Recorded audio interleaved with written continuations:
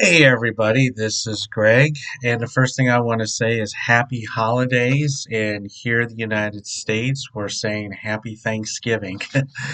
As you can see, the holidays are coming around the corner, and a lot of us are traveling, especially here in the United States. Thanksgiving is a very, very heavily traveled holiday, and then comes second would be Christmas. I just can't believe the holidays are here. I really can't. You know, time flies, I will tell you. Here in the United States, according to AAA, 71.74 million people will be traveling by car, and 5.84 million people will be traveling by air. And a lot of people start traveling on Tuesday and especially Wednesday with all the schools being closed, and everybody wants to try to get to their destinations right before the morning of Thanksgiving. And some people do wait until Thanksgiving, and that's okay too. But my point of this video is just to prepare people for any kind of emergencies or even just basic security preparedness while you are doing some pre stuff to traveling and even when you are at your destination. Um, a lot of us are traveling, like I said, by car or air. That means we're leaving our homes. Hopefully, within a couple of days prior to you are leaving, you want to make sure you want to stop the mail. And if you still get newspapers, you want to stop those newspapers. And if you have any deliveries, you want to make sure you get those stopped as well, because that's all you need to do is come home and not only seeing a stack of mail and newspapers in front of your home, that's showing a lot of people, hey, oh, that's interesting. There's mail and packages and stuff in front of somebody's door. That tells me they're not home. So that gives a good invitation to the burglars that do like to roam around, especially during the holidays, looking for places to burglarize. And those are one of the indications you do not want to show is having stacked newspapers and packages in front of your door. Um, Most of us live in nice neighborhoods that you've known your neighbor for a very long time, or you may even have a relative in your area. Have a nice, trusted neighbor and a relative. Know that you are going to be out of town. And let them know how many days you're going to be gone for. And if you're trustworthy enough of them, make sure you give them a copy of a key to your residence in case that person might need to go in your residence for an emergency. Also, there are some people I have seen even in my neighborhood, which is great for the fire department, is having a Knox box, which is a little box outside your door, and it's most of the time it's done by a combination, and you can actually contact your local police department and give them that combination number, even your neighbor and even your relative. So if they do need to get into your residence for unforeseen reasons, they can go up to that Knox box, use the combination, and grab a key out of that box, and then they could go inside. So make sure your windows are secured. All your windows to your bedrooms, to your dining room, to your living room, even if you have one for your bathroom, your garage doors. If you have any doors to your basement, your windows to your basement, make sure those are all locked and secured. Have a light on outside and inside of your home. And if you don't have a timer, just make sure one of them is on. When I normally go out of town, I have my light mainly inside my main hallway by the door so everybody can see it. You can have multiple lights on if you want. You can have one there or one of the bedroom lights on, and especially a light outside. That way it shows everybody, hey, there might be somebody in there. And that's the illusion you want to have, is to make sure that somebody can see inside and outside of that home. with a light. And a lot of times when you have a light on, that scares burglars. So that's the whole idea. If you don't want to leave your lights on all day and all night, get a timer. And you can set the timer, say, like right now here in the Chicago area, um, between 4:30 and 5 is when sunset happens. You could put it on at 5 o'clock and then say turn it off, and it has set to turn off like around 6, 7 o'clock in the morning. Make sure you turn off and unplug any appliances. I'm not saying go crazy turning off your refrigerator. No, you don't want to do that. But, make sure your coffee pot's off. Make sure your can opener is off, and you can unplug those, your toasters, those kind of things. Little electronic things that you're just scared of that you might leave plugged in that might something might happen. You kind of want to make sure of that, and definitely make sure the stove and oven is off before you leave. Again, these are just basic preparedness tips.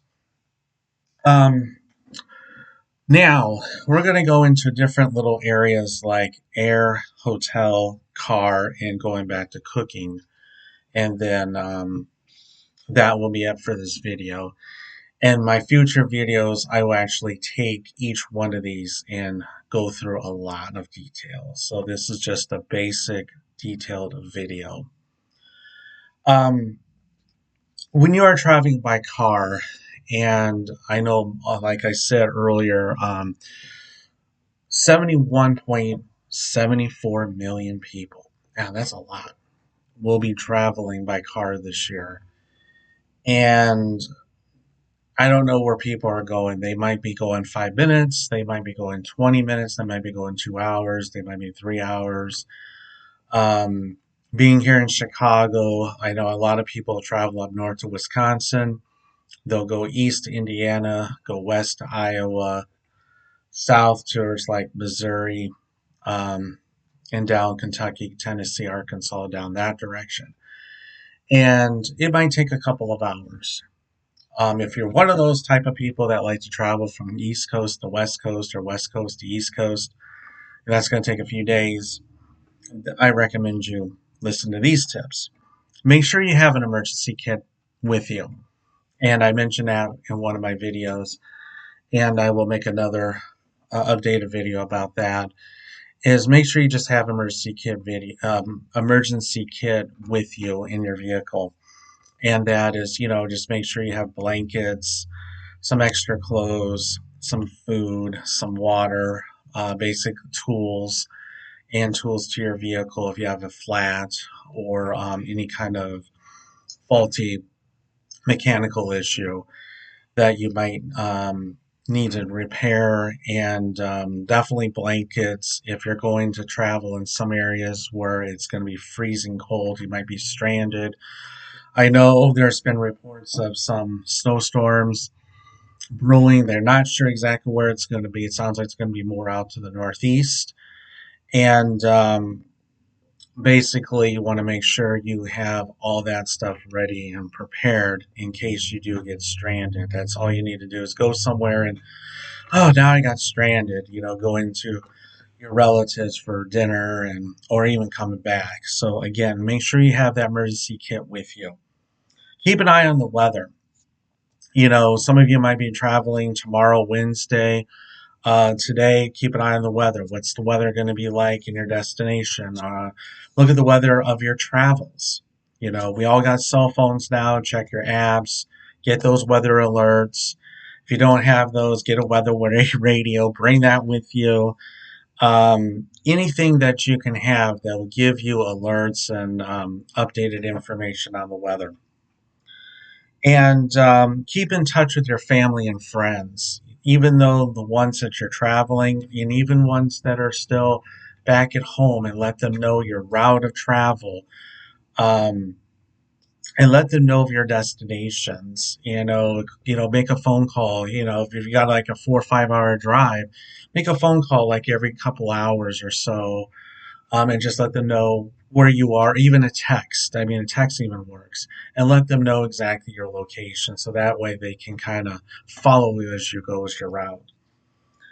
So those are basic things you want to have for your car. So again, make sure you have those emergency kits, have enough food, have enough to drink, have enough blankets if you need to keep warm. Now we're going to jump into aviation. um, Going to the airport, as we all know, being here in Chicago, O'Hare Airport, I can imagine what it's like right now. I know what's going to be like tomorrow. It's going to be a madhouse. To make your life easy, I try to tell people be as prepared as you possibly can to go through the security checkpoint. When you get to the security checkpoint, we all freak out. Oh my gosh, look at the line, okay? And that line can be, solved if people were prepared. People would have things ready. What I normally do when I travel is before I get to the security checkpoint, I put everything, I mean everything, in my bag that I carry. Because most of us carry our luggage that we're going to bring on board, a backpack, a duffel bag. Put everything in your bag. Take everything out in your pockets. Take your watches, your rings, whatever, bracelets, throw it in your bag, your purse.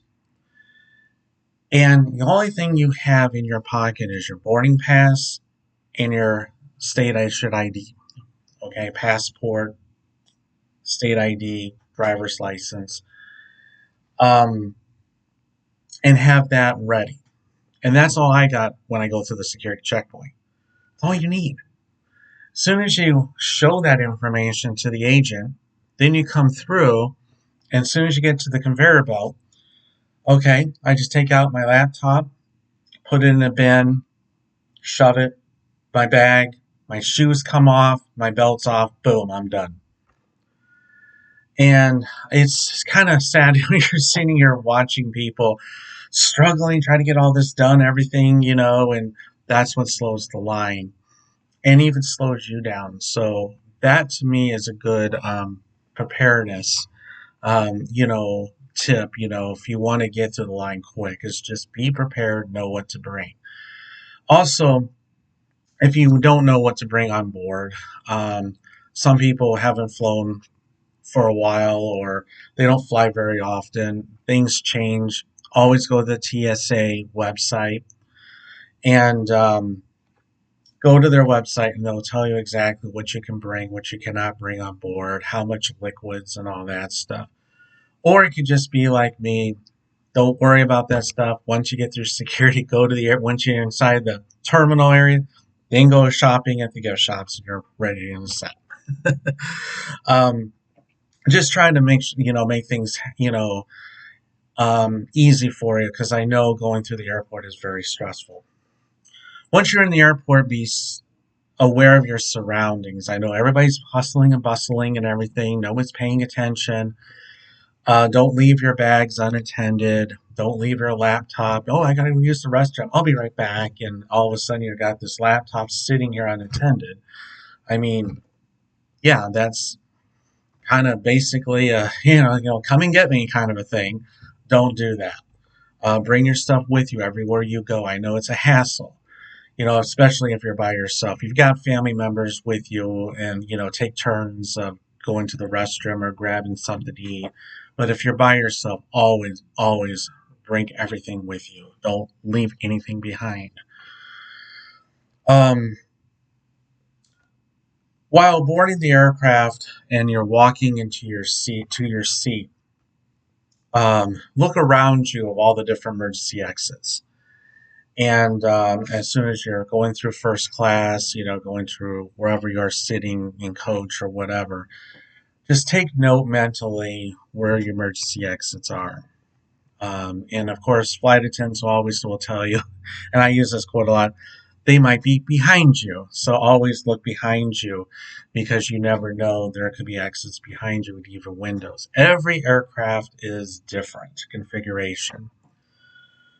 Always pay attention to the flight attendants when they're doing their safety briefings. I know a lot of us travel a lot and we kind of like, okay, yeah, I've heard this spiel 10,000 times. Stop, listen, because things do change. And again, you're on a different aircraft. You might come in, you know, from a small airport and you're on a CRJ or a Bombardier aircraft coming into a main airport like O'Hare or Minneapolis. Then you're transferring or connecting to another airplane. You might be flying a 737, a 757, a 777, whatever it is. Every aircraft is different. Okay, the bigger the aircraft, the more exits there are. And safety is a little different for each aircraft. Okay, that's why it's important to listen to what they're saying because something could change. Also, read the safety card that's inside the seat pocket in front of you. And if you are sitting in the exit rows, pay attention to what the flight attendant says. So, they'll give you, instructions what to do, how to handle a emergency exit or emergency window. If you don't feel comfortable, don't sit there. And if you feel you can't do those instructions, always, tell the flight attendant, say, hey, can I move? And they'll find another seat for you. But those are just basics for aviation. When you get to a hotel, like I said, you're driving around, you're even flying, and you might be staying at a hotel. I don't want to stay at my relative's house. I'd rather stay at a hotel. Or when you're driving long distances, you might have to stay at night at a hotel. A lot of us don't know the areas. Before you leave, do some researching of the area. Is it safe? Is it secured? And a lot of people just drop into a hotel, don't even know what town they're in, what kind of area they're in. Some of these hotels are not in the best areas, I'll tell you that. Do your research before you leave, or you can even ask the hotel clerk at the desk. Make sure you lock your vehicle and your valuables inside. Do not leave your valuables in a hotel parking lot in your car. I cannot stress that enough. Burglars, just like your house, they go after cars and hotels. Bring those valuables with you. If you need to leave the room, either take the valuables with you or you can leave them at the desk at the hotel. They'll be more than happy to hold those for you or put them in a deposit box, safe deposit box. And there are some that are also located in your rooms if you have that luxury. Make sure you know where the closest fire pull stations are, if in case you need it, fire extinguishers, and the big important thing is your evacuation. Know your exits, know where you're going to the nearest exit. Some of these hotels, depending on where you're staying at, have winding hallways. Some of them are very straightforward. You look left, and boom, there's one. Look to the right, boom, there's one.